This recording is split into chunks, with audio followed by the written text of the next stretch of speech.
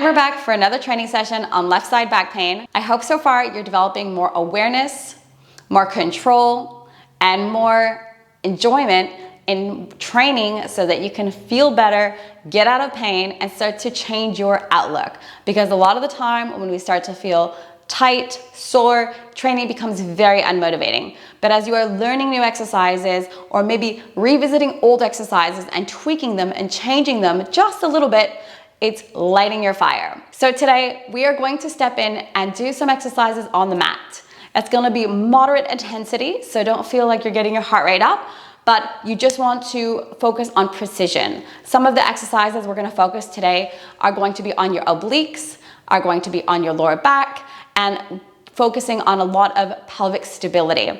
So it's not very big, grand movements, but tiny movements that are very meaningful. So grab your mat and let's have some fun. So oftentimes when our lower back is sore, we can have imbalances around our obliques, which can cause our lower back to stiffen up. So learning how we can strengthen our oblique muscles and also engage the back muscles in a different way helps us alleviate a lot of tension. So what I'm gonna get you to do is start laying down on the mat, and I'm going to get you to focus on having your hips nice and stable. This is a really important part because if the hips are not in a good position, this can greatly impact your lower back and then greatly impact your oblique muscles. And when these are not in a happy place or when they are just too tight from their normal tone, this can throw us off. So if you feel just being in this position that your knees are wide open or your feet really can't make contact with the floor and they're stuck like that, what you can do is you can grab a towel, a ball, or a foam roller or something and just place it in between your thighs. In fact, I'm going to recommend that you do that right now because you might not actually know that you have this issue until you actually are put into the deep end. So place the something, whatever you're using, place it in between your inner thighs. Then what I'm gonna get you to do is we're gonna focus on doing an oblique crunch. And when we do an oblique crunch, I want you to see if you can keep this stable or if you notice that your hips are moving around a lot. Because a lot of the time, people just think when they do an oblique crunch or just like any crunch, for example, all they're focusing on is here. But they're forgetting that this is a really important part. They're forgetting that their feet are part of the exercise. All of this sends signals to my back on whether or not I feel stable and if there's trust in my body. Because if these areas are quite tense and not happy, my back's gonna have to tense up more. So feet are pressing down into the floor. Inner thighs are lightly holding something in between your legs. And then we're going to have our hands supported heavy in our hands.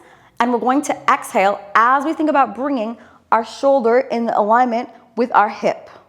You can have the option to have your hands like this, or you can also bring your elbow slightly down. And as your elbow pushes down onto the floor here, that's gonna help you come up a little bit more. And that really increases the engagement with your obliques.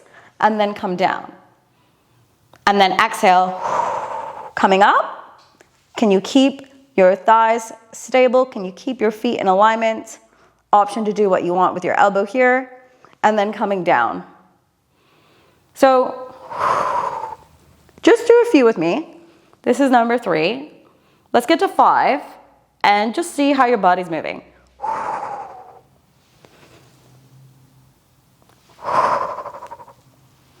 Do you feel it's impossible for you to keep everything in point?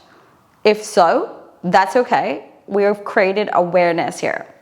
Now let's try the other side.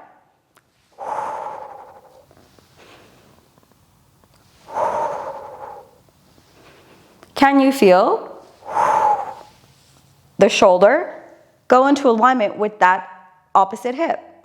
Can you feel the muscles in the back of the rib cage stretch through here and then come down? One more. So I wanted to do a few reps so you could see my form, so that you could see how so many muscles are working. Yes, I'm feeling this working, but this in the back of here, where my shoulder is in the back, is helping me in that movement. And a lot of people forget about what's happening back there on how it needs to be participating.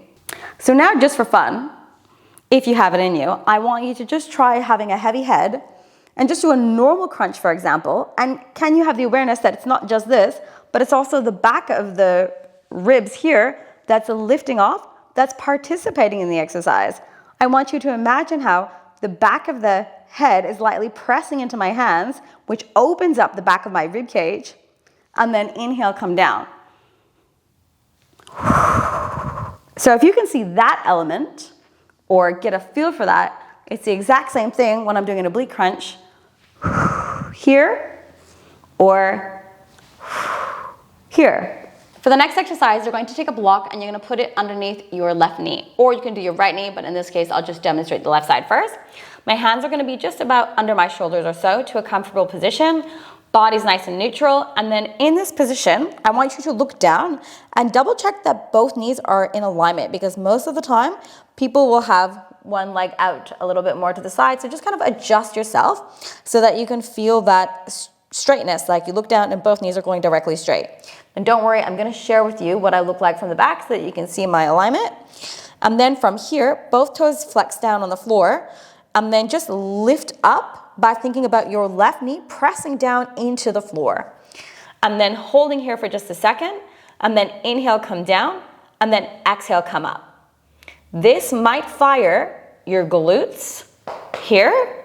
You might feel your inner thigh. You might feel your back relax as well. And you also might feel it work. What a lot of people do is they have a tendency to tuck under a little bit too much when they do this.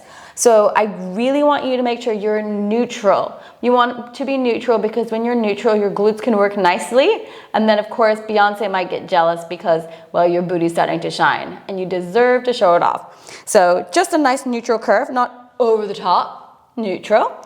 And then press that left knee into the block to bring your both knees up to about parallel, and then come back down. So I'm going to show you from the back so you can see. So not like that. Adjusting myself so that both knees are more or less straight and coming up.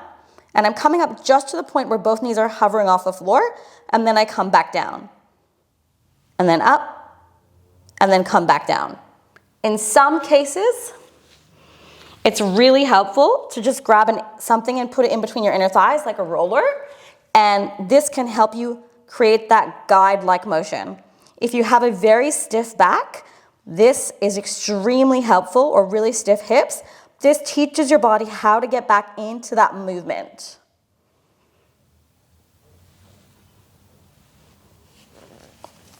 And then we're going to switch sides.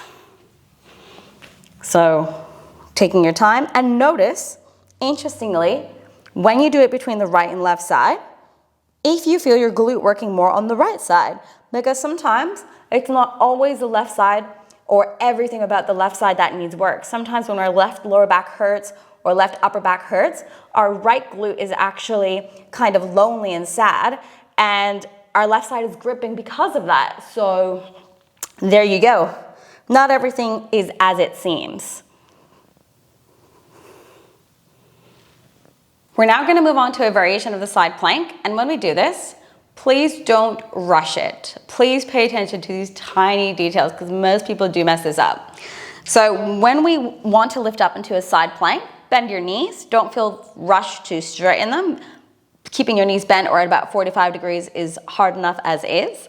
And then think about the space that we have here on the floor between my sides and the floor, yes. So pretend there's an arrow in here, which I'll edit. Imagine that space increasing in size. So I'm pushing away. As a result of that, you're gonna feel a stretch in your shoulders. You're gonna feel your side muscles really, really kick on. And then from here, think about where your sternum is. And I want you to make sure that you're not so straight, sticking out like that. For most people, I'm gonna just guide you to just kind of bring that sternum, just kind of turn down slightly. And then you're gonna feel maybe your glutes and your obliques kick in a lot more. But if you're too much like that, you might feel your lower back kick in, which is not what we want. So you wanna teach our body to be able to turn just a tad, and then we get the right muscles working. Holding here, you can keep one hand out to the side like that, or just hold your hip like so. Keep your elbow nice and soft, not like tense or anything. And then take a break. That can be pretty intense, and you're gonna do it on both sides. I want you to notice how it feels on both sides, because again, sometimes doing something on one side helps the opposite side. So switching sides now. And if this feels too hard, I'll just quickly share with you a modification in just a moment. So hand can be like that, or just reference your sternum, slightly turn your body to the side, pushing away, feeling those side muscles engage, wrapping around through here. The lower back should kind of feel kind of relaxed. It's passively working, if you want to think of it like that, because your whole core includes your lower back to be active while you're doing any plank or many core exercises. So just breathe here in and out, and if you feel sharp pain in the back, just try turning yourself so that this can wrap around, and just hang out, relax to the best of your ability. If this feels too hard, you can hold here for support. In some cases, just creating a length on the right side, in this example when I'm on my left, creating stretch here on the right side, holding my hand here, and maybe even using a block for support, like this. Hi, Lupo. Do you want to drop down? Come on, drop down. Yeah. Oh, yeah. Show everyone your butt. Okay. Lay down. Okay, thank you. Okay, so holding through here, just like that, can be enough just to be set up in the position. And then when you feel more comfortable, you can then press with that hand to help support you. And then slowly come down. So if you're at that point where you feel like this is where you need to be, or you just need to even just hang out here, don't worry, because there's another side lying variation we're going to go through in just a second that helps you build up the strength here. Which brings me to the next variation, which is an exercise that helps us progress to clamshells or side lying raises or adductor lifts. So many different exercises you can do lying laterally on your side. But this is actually extremely important and beneficial for your left side lower back, for your obliques. And this exercise gets like no attention. So please zoom in, come nice and close so you do not miss this out.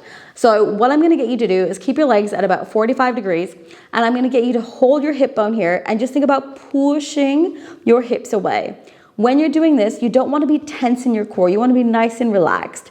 You wanna just try to feel that length without being under too much tension. But yes, you might feel some side tension because this is requiring the side muscles underneath. If you can just see how I'll have a little bit of space in between my sides and the mat here, that's working in order to lift me up. But when I'm doing that, I should be able to breathe nice and smoothly diaphragmatically here. I'm feeling my diaphragm and chest move nice and smoothly, 360 degrees. And then I'm gonna feel the weight on my hip, not this side that I'm showing you, but underneath, the side I'm laying on, so my left side. I'm feeling that lateral side of my thigh, the ITB, the glute, the bone here. I'm feeling all that connect to the floor. That's giving my brain input and information that I feel comfortable on my left side. And if this doesn't feel comfortable, you need to try to just maneuver yourself just a little bit, whether you need to bend your knees, maybe put like a towel down. But most of the time when somebody's not comfortable here, that's because, zoom in on this one, they're laying like this. Look at that, versus that. So it does take a bit of practice, and sometimes it just might not be your time right now, but that doesn't mean tomorrow or the next day that you can't not do it, because I've seen people be able to do it. Okay, so then from here, you're just gonna hang out in this position, put your arm down like this. So it's that elbow slightly pointing towards the wall in front of you, and that's opening up the ribs in the back, helping you breathe better, and this is improving your alignment. And this is really important because you would want to be able to have this alignment when you are in your side plank, or if I do any clamshell movements or glute exercises, whatever it might be, I need to be able to maintain this kind of alignment.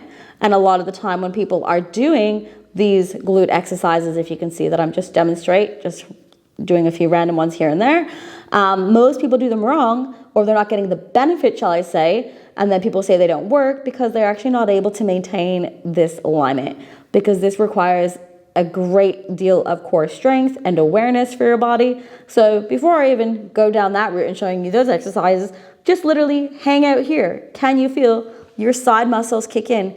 Can you feel the ribs in the back connect? And if you do not feel them, that could be because you might be, while in that position, you might be accidentally like that. So you might need to have somebody show you how to just bring your ribs back just slightly, just a slight adjustment.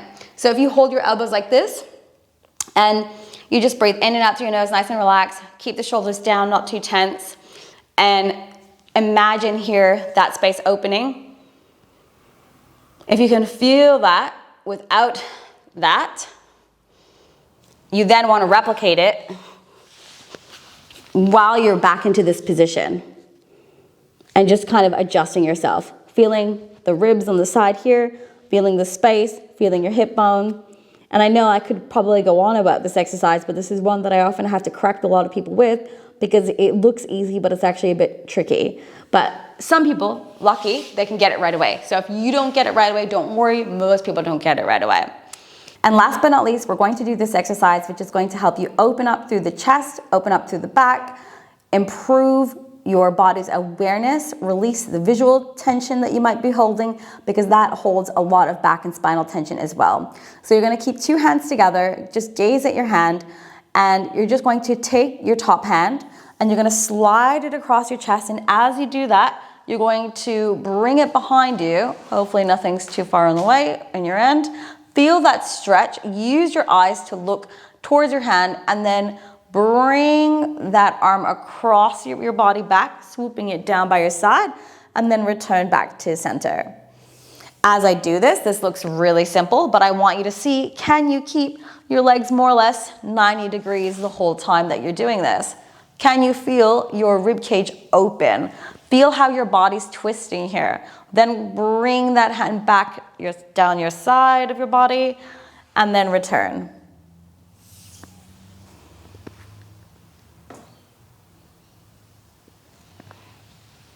And there you go, short and sweet for you today. The more that you practice this, the better you're going to get. I want you to treat it like a recipe. Keep practicing, making it again and again and again, and sooner or later you're going to be a master chef, but the master chef of your body. Everything's going to feel good, it's going to move well, and you're going to be able to progress so much more further.